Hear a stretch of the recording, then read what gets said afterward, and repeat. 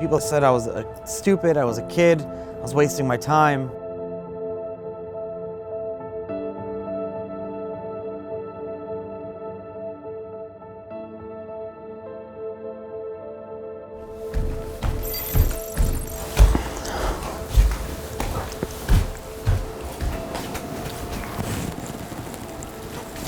I can't reach that thing. This is my office here. I started off by having a company that enabled people to buy and sell Bitcoin very easily. Everyone laughed at it. They didn't take it seriously. I would go to investors and try to raise money from them, and they would laugh at me and say, that's dumb, what are you doing? All the time. I didn't want to give up because I had something really interesting. I had something really crazy. And so I kept trying and trying and trying, and finally people started taking it seriously.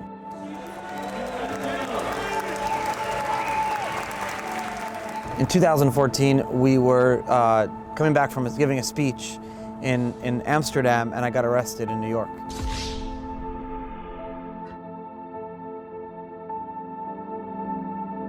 Good morning. Hi. Charlie, nice to meet you. This is Charlie Shrem from New York. He founded his own company before graduating from college, a Bitcoin exchange called BitInstant. These are some magazines that I was in Forbes and in Fortune magazine. This gained him fame and fortune, but also made him hit rock bottom and spend time in jail. Nevertheless, Charlie's life is still moving forward in the world of Bitcoin.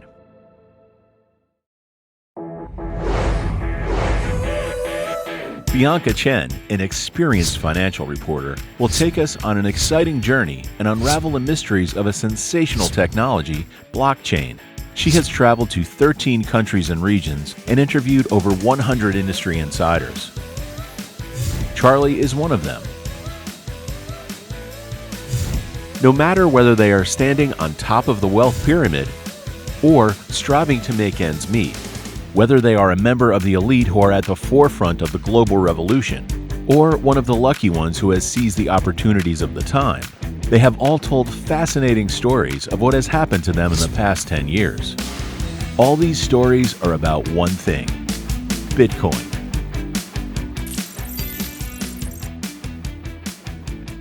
When did you hear about the Bitcoin for the first time? Slash.org in July of 2010. Back in probably January of 2011. I heard about it from my dad.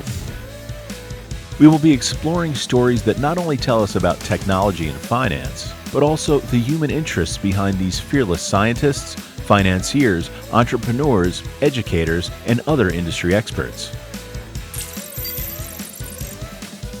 How did you get involved? We've written a book. We are the world's first and currently the world's only televised cryptocurrency show. 2011年的时候，日本那边有一个交易所，不错，但是中国还没有。我说那好啊，那我们做一个交易所啊。People were very passionate, like, this is the worst thing I've ever heard, this is a scam.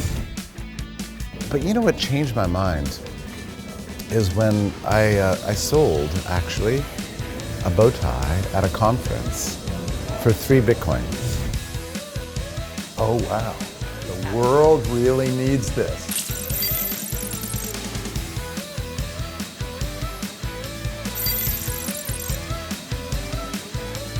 Wow, it's finally here. This is Next Blockchain.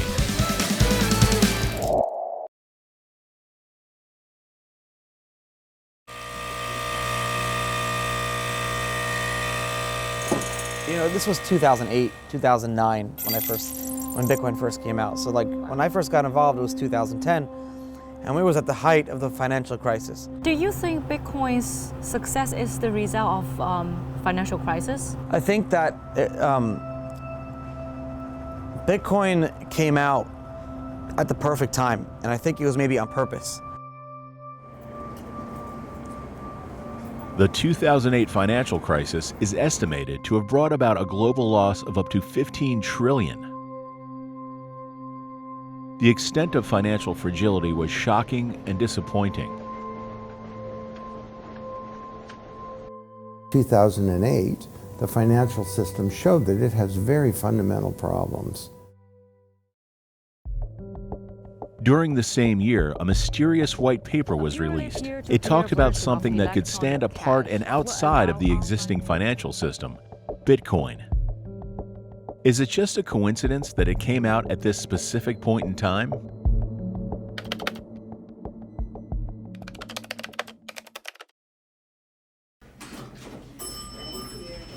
Hey.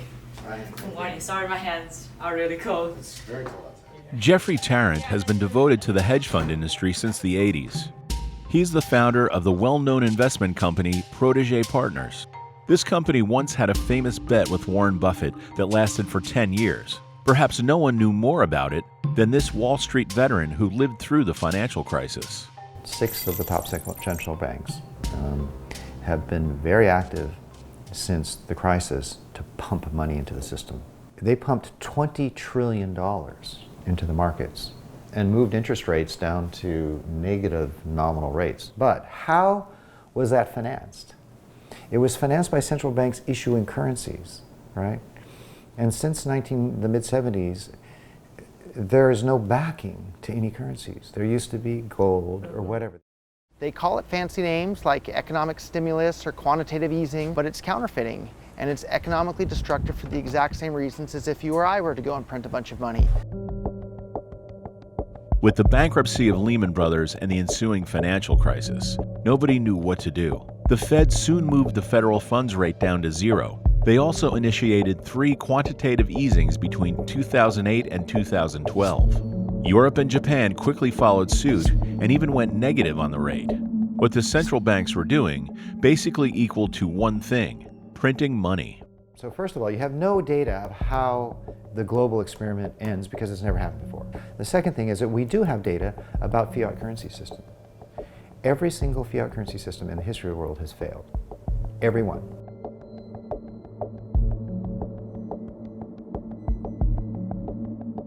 I think the world is looking for an alternative currency. If you look at the Edelman Trust Barometer, where every year they measure the degree of trust, this is mainly in the United States, trust in American institutions by the population is at an all-time low.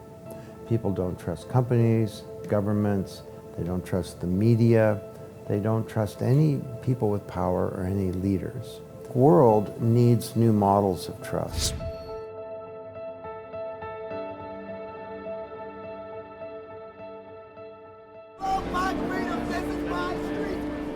Not long after the start of the financial crisis, the Occupy Wall Street movement began.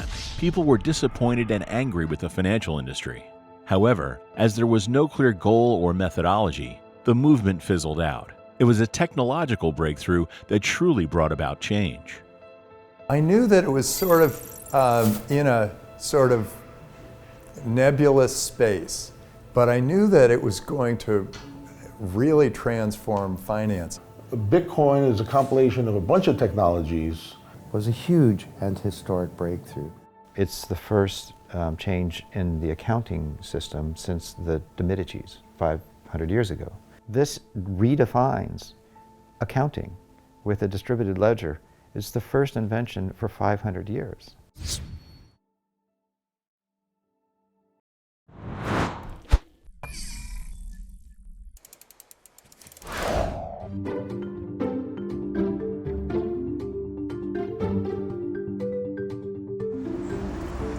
Have you ever heard about Bitcoin? Yeah. Yeah? What do you think about Bitcoin? I really don't know anything about it. I've heard of it, but I don't know what it is. We bought some. We hope it makes us rich. Oh, okay. I think it's the new age. I think it's a good way to hedge your bet on any sort of economy right now. It's going to make a lot of people really rich, or it's going to make a lot of people really poor. They said the Bitcoin is going to be disaster in 2018. I don't know if that's just true or not. Let's see. Let's go. In 2017, Bitcoin's price surged sharply, soaring almost 20-fold. However, the stories that people enjoyed the most were still about those who made fortunes overnight through Bitcoin.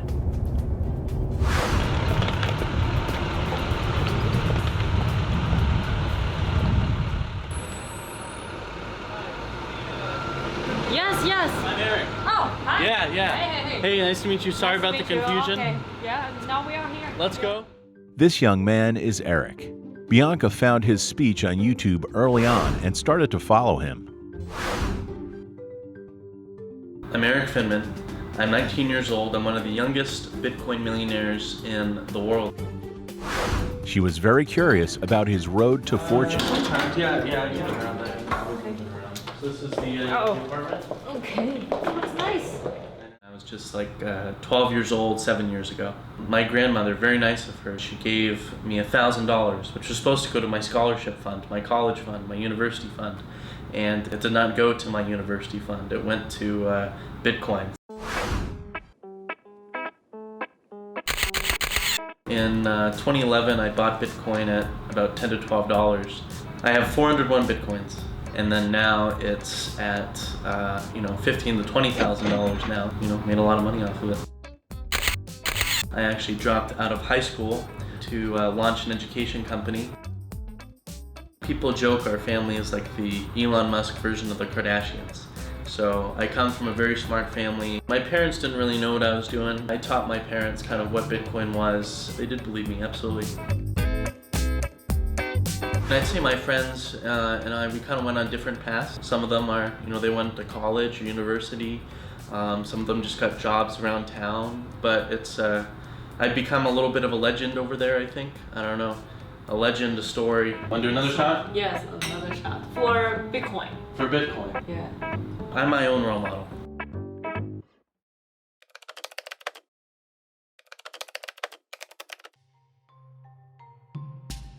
The story of Bitcoin started from a white paper. The author was a mysterious person by the name of Satoshi Nakamoto. We wanted to trace the source, yet Satoshi is still nowhere to be found. Slash.org, the News for Nerds website, and that's where I first met Satoshi, the anonymous inventor of Bitcoin. He was very active, but he was only available online. So I corresponded through private email and over public internet forums. Nobody knows what he looks like. Nobody knows what he sounds like.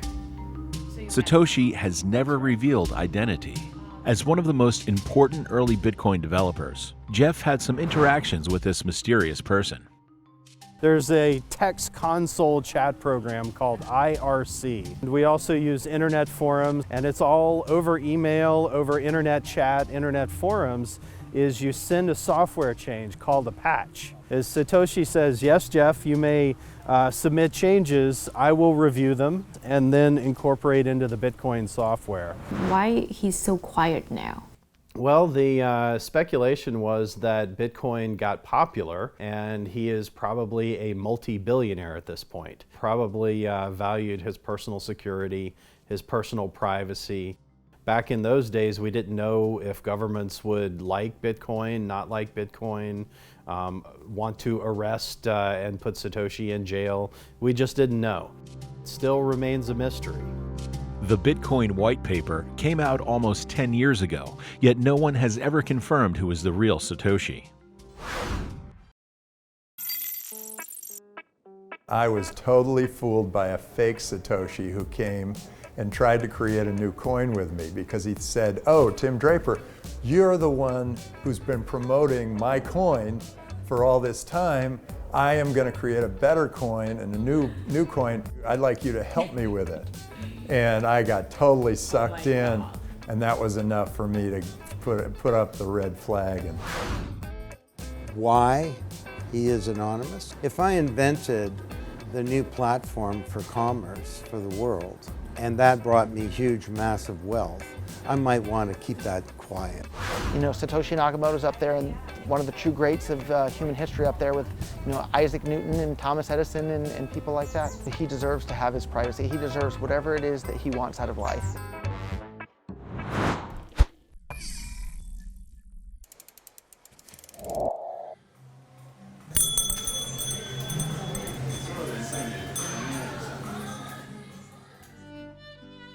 Hey, do you guys accept Bitcoin? Yeah, absolutely. Yeah? Satoshi said Bitcoin is a peer-to-peer electronic cash system. Okay, sure.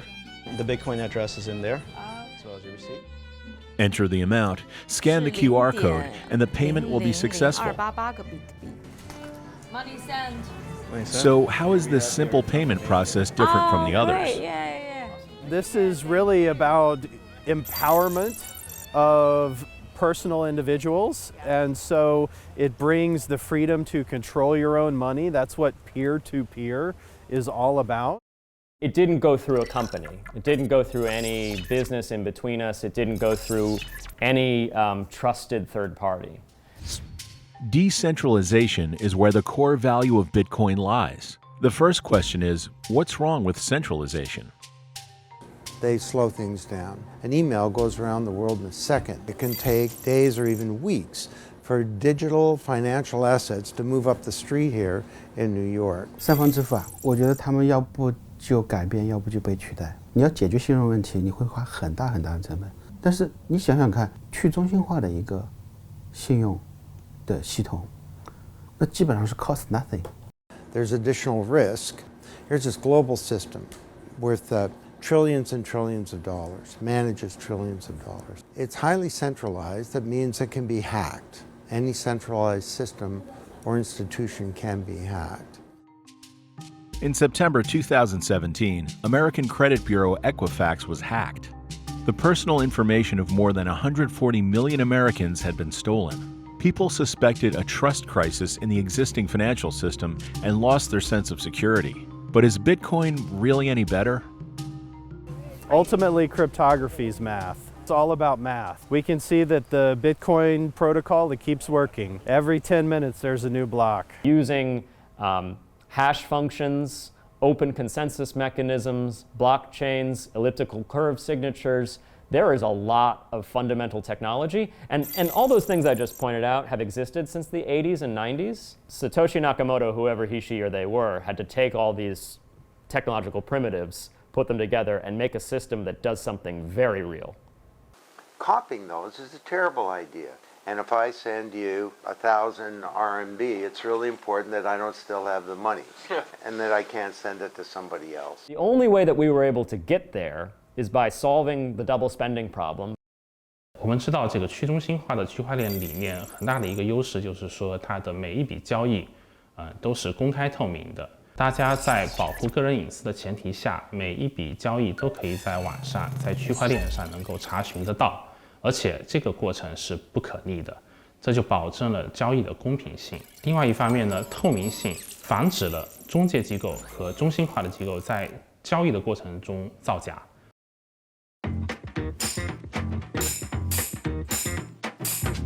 So when I send a transaction to someone else, that transaction is in an area of the Bitcoin protocol.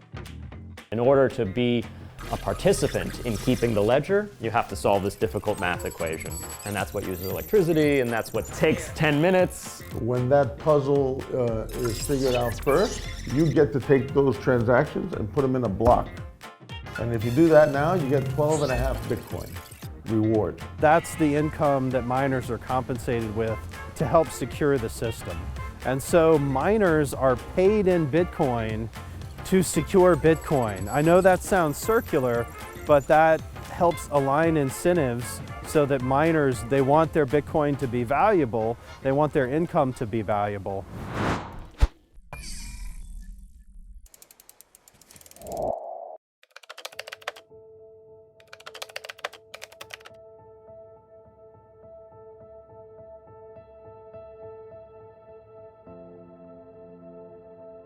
There was like, 10 or 15 of us early adopters.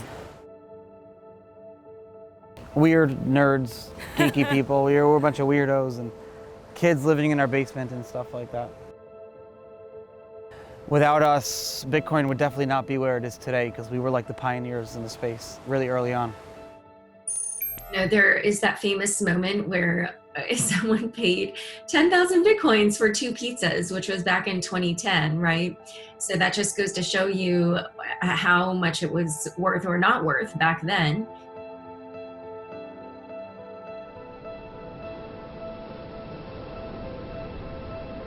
And I started a company. It was called BitInstant. We allowed people to buy and sell Bitcoin really easily. The company was very successful. The company was doing over $1 million of volume every day. How old were you? 19 or 20. How much money did you make at the moment? Good amount. It was crazy. I would walk around and act like I was the king of the world. And then 2013 was kind of the real first year where the price appreciated to a point where there was a lot more mainstream media attention. We saw Bitcoin break 1,000 that year. It went as high as 1,250 even on some exchanges. According to the definition, Bitcoin is a peer-to-peer digital cash system. Compared to fiat currency, it is indeed a transformation, a breakthrough.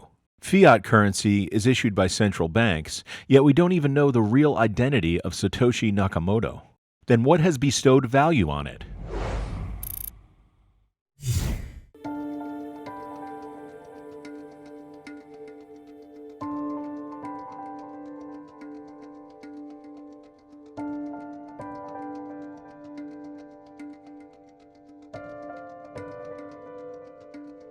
While most venture capitalists remain hesitant about Bitcoin's potential, Silicon Valley VC legend Tim Draper, who has successfully invested in companies such as Baidu and Tesla, has already proudly entered the space. What does he think about Bitcoin? Yeah, it's the same underlying thing that justified the value of carrying around shells and trading shells for food, or trading art for gold, or gold for housing, or whatever. Each time there was another level of abstraction that came where people went from gold to the promise of gold. And then they went from the promise of gold to the promise that a government would pay them back and honor the money. Well, this is just another abstraction, and rather than banking on a government promise to back up the money, they're just assuming that global society will back them up. And so in some ways, this is actually safer money than the fiat money. It's the first type of money ever in the entire history of the world that can't be controlled by any single entity.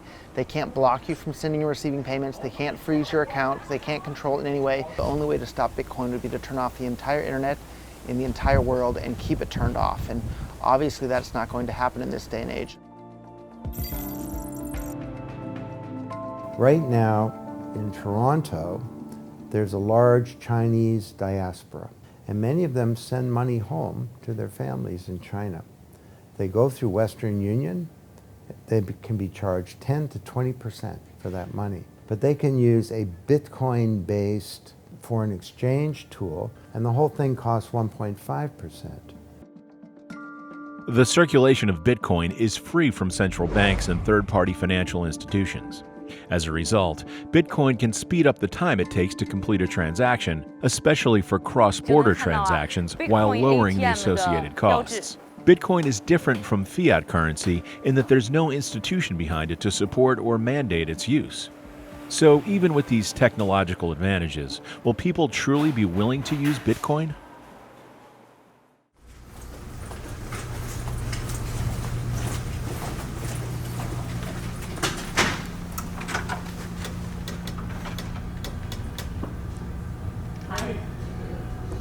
I'm here for an interview. I interview the founder here. I'm Bianca. Hey, nice to meet you. Nice to meet you. In San Francisco, there was a company that helped online shopping websites accept Bitcoin called Snapcard. It was founded in 2013. They once processed 6.5 million in Bitcoin payments per month.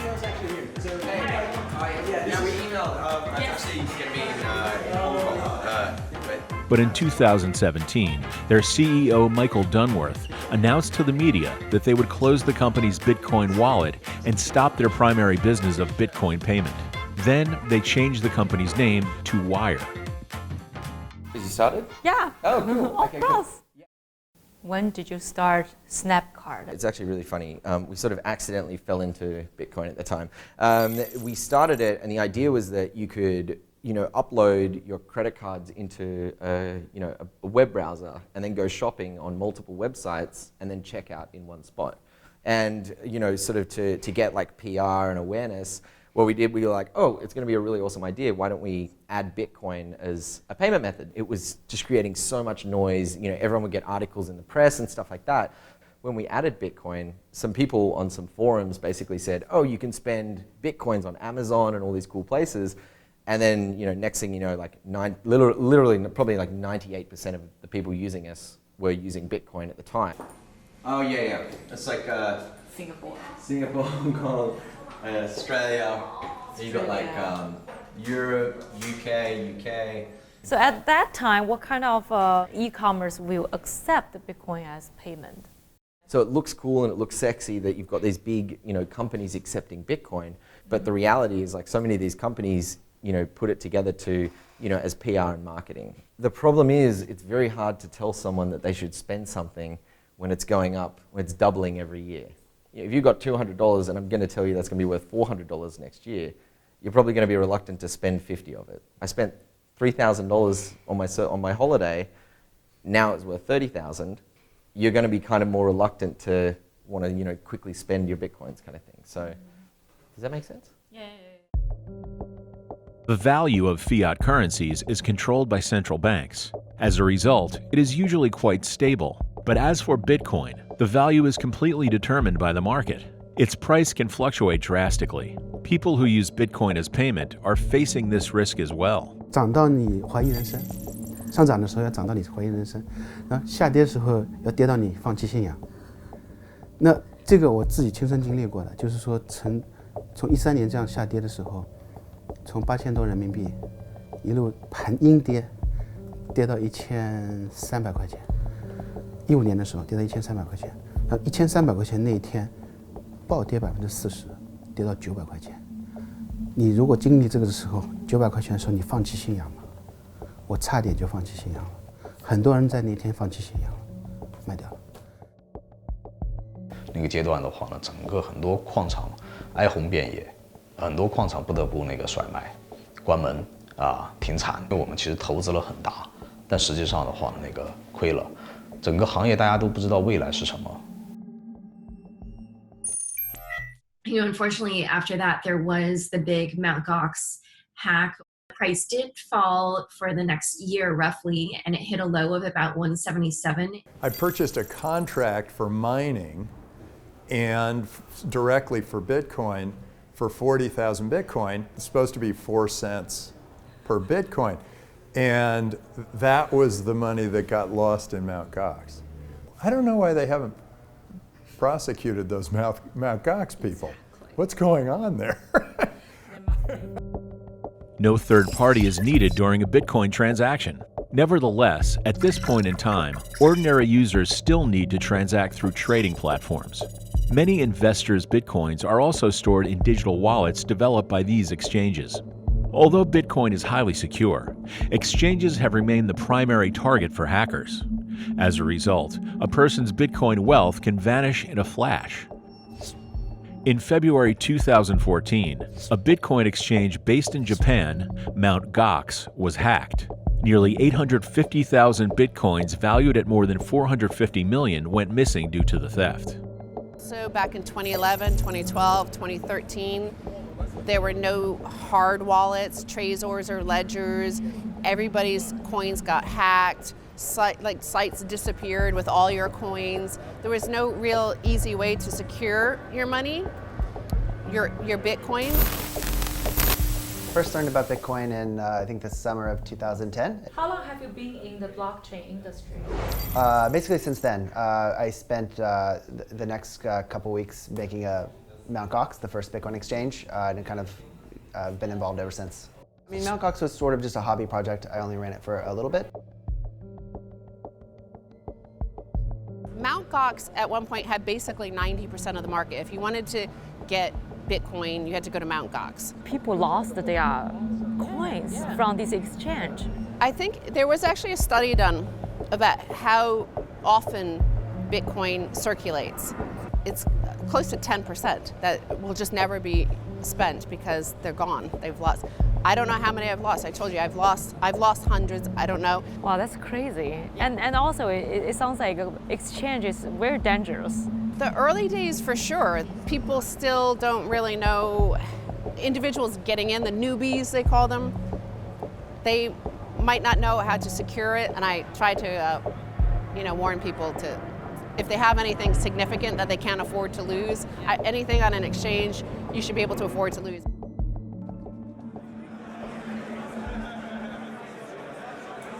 Austin Alexander from Kraken, a US-based cryptocurrency exchange, told us up until now, the security of the exchange is still the foremost challenge. But the future might not be as dim as it looks right now. The company started in 2011. The founders were asked by Mt. Gox to audit the code base after the first hack of Mt. Gox, which was in 2011.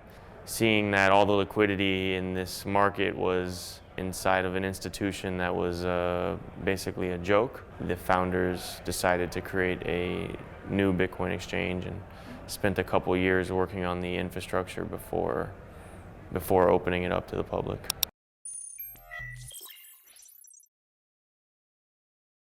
I hope so. However, that's a difficult question because when it comes to cryptocurrency exchange, it's a risk profile that's almost unseen before. You have a lot of money under custody, can disappear and like cash, except unlike vaulting cash in a bank or so where you know where the attack surface is, and it's somewhat limited, right? With cryptocurrency, the attack surface is the entire world and everyone in it.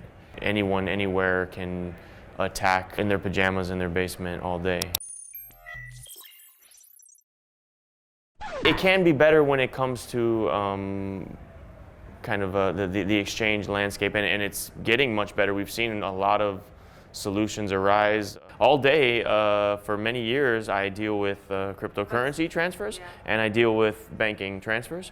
And 99, maybe 98, let's be like generous here and conservative, 98% of the problems are with banking and fiat, and the cryptocurrency always works, always. And the banking, every day there's problems, every day.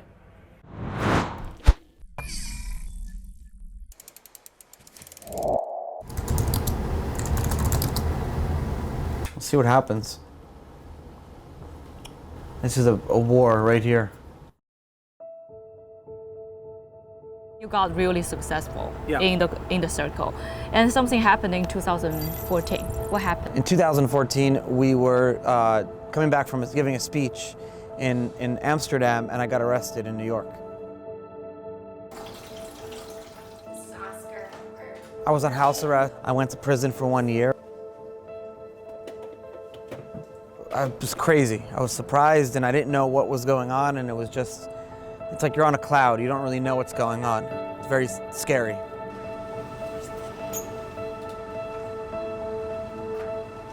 What went wrong exactly made you into prison?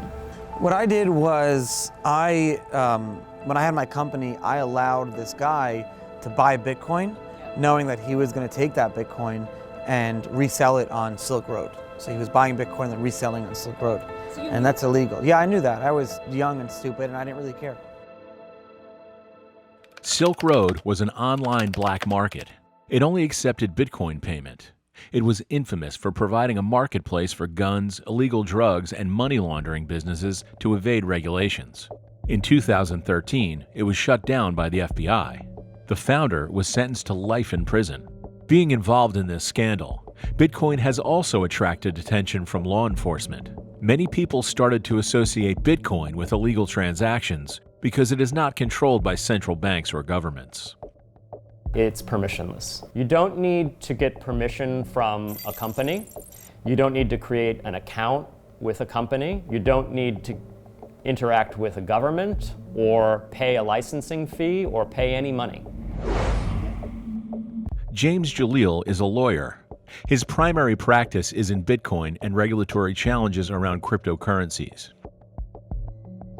When did you get into legal practice of cryptocurrency and Bitcoin? That was 2010. From the beginning, as soon as I read about it, I realized that people were going to have legal issues and legal questions. The very first get to Bitcoin came from a person who wanted to buy something Bitcoin, who was afraid to do it because he thought he was doing something illegal.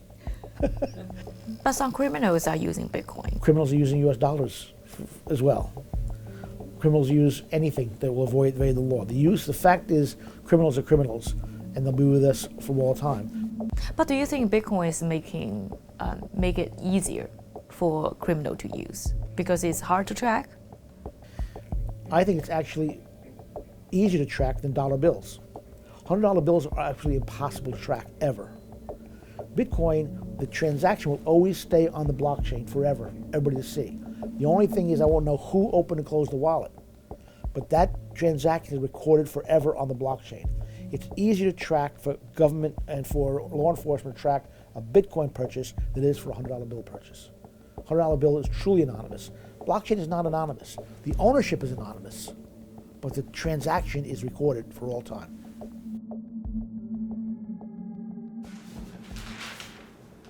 The problem is the ecosystem around it. And what was happening is Mt. Gox blew up, right? So everyone was saying, oh, this Bitcoin is a fraud, right? But that was a brokerage firm, you know, around an exchange. It was not Bitcoin or blockchain, okay, the primary code, right? Then the other thing was happening was Silk Road, right, which was used only for criminal activity. And everything was negative in the ecosystem. I got a call from Joi Ito. Joi Ito runs MIT Media Lab. So he said, here's what we want to do. I want to endow a facility. Look, it's authentic, but we have a problem. There's this code developed by Satoshi Nakamoto, who could be a man, a woman, or it could be he, she, or they. We don't know who it is. But what happened was there's something set up called the Bitcoin Foundation with 5 coders to support and improve the code that was originally written by whoever Satoshi Nakamoto is. I want to pull 3 coders out of the 5 coders and put them inside of MIT. And we'll call it the Digital Currency Initiative at MIT. So it was me, I think Reid Hoffman supported it, Fred Wilson from Union Square Ventures. We basically endowed this facility to pull these people out. And I think they did a decent job. They helped establish some sort of credibility. However, the legitimacy for Bitcoin becoming a legal form of payment hasn't reached an international consensus. Some governments have even raised a red flag. I think they're all trying to figure out how it will work in their economy. What if this is more popular than our own currency? Or what if this does transform government? How does it transform government? And so governments get nervous. The banks get nervous. Lots of people get nervous. I've heard governments say, we need to defend our national currency. No, you don't.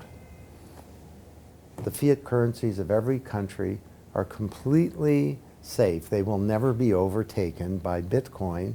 I'd be very surprised in China if Bitcoin or any other digital currency got to be 1% of all transactions in the country. There is no need to defend your national currency. But this technology is so important.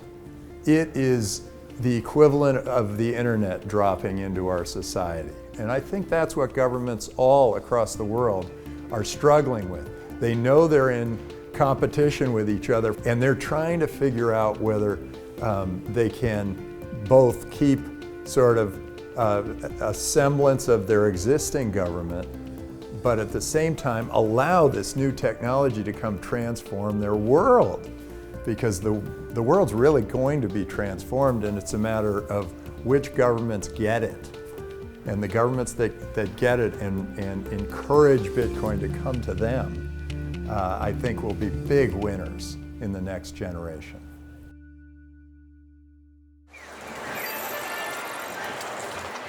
Yet there are countries that fully embrace it. Japan admitted Bitcoin as legal payment in 2017. They are promoting Bitcoin use by abolishing the consumption tax. ビットコインっていうのは僕の認識ではなんていうか今なんかいろいろネットとかで商品買うとポイントとかってつくじゃないですか。なんかその感じと俺はちょっと似てるのかなって思ってて、だからこれからもっと使えるようになっていくんじゃないのかなっていうことは思います。最近さ YouTube ですごいやってるさビットコインのアプリの CM が最近すごいやってて、江川哲郎が出てるんだよ、ビットコインのアプリの CM で。兄さん知らないんだみたいな。まあ多分税金がかかんないっていうので、まあ増える需要はあるんだと思います。 Also in the same year, Bitcoin's price went up sharply. The volatility actually of the asset even decreased through 2016, and then it was 2017. We saw the price rise to nearly $20,000, and of course, since then we've had another pullback, but certainly there's been a lot of excitement, and we've also seen that the capital markets are getting interested in this. We're still very early. The cryptocurrency ecosystem was worth about $20 billion sitting here a year ago. Now it's about $300+ billion. And so that's a massive increase in value. And so from an asset allocation, from a new asset class standpoint, a lot of the traditional institutional investors have no exposure here. So once that comes in, that's another 10x. Well, I made a prediction 3 years ago that it would be at 10,000 in 2018. The market for all cash everywhere is in the hundreds of trillions of dollars. And the entire market for all cryptocurrencies is in the hundreds of billions of dollars. So the price could go up another 1,000 times. There is still a long way to go before Bitcoin becomes a widespread payment method. That being said, then where did people's passion for investing in Bitcoin come from? Have we established its rational value? 它不是货币，它是储备 ，gold reserve 嘛，黄金储备嘛，它是储备，或者说价值载体。Bitcoin tries to do one thing, which is create 21 million units of digital scarcity, like gold. Then if you can own one of those units, you own something that has permanence, just like owning gold has permanence.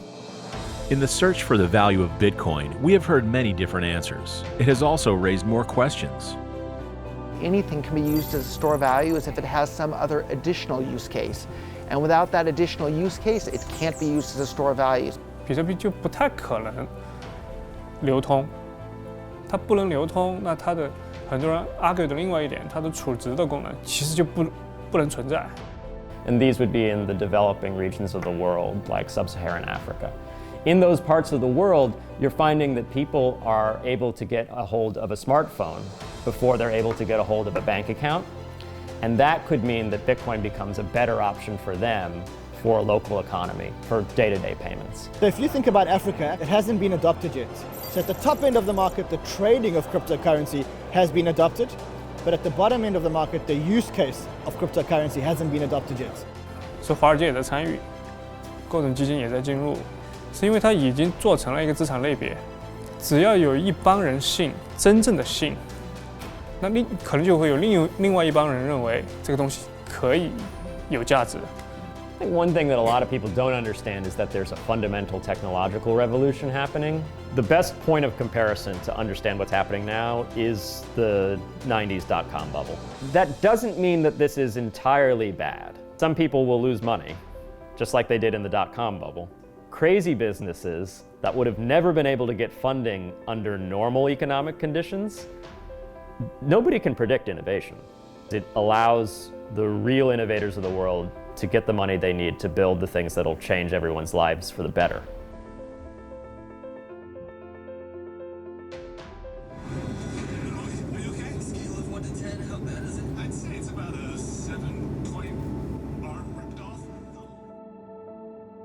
Today, people still have great expectations for Bitcoin. Having been born almost 10 years ago, Bitcoin is still facing new problems and challenges. Where does its future lie? With all these questions in mind, Bianca is setting out on a new journey. Our blockchain adventure will embark onto the next chapter.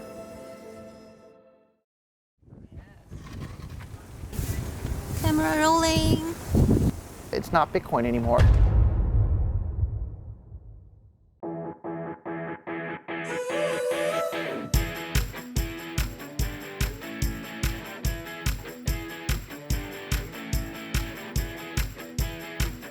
I should not be looking at you. I should be looking there. For these 4 questions. Yeah. Okay. Camera rolling. Next. Next. Next.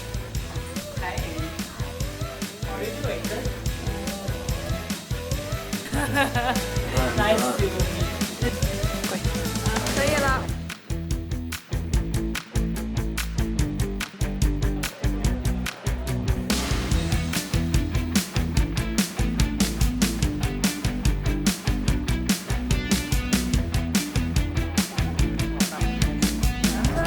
Hi. She wants to say hi. Hi.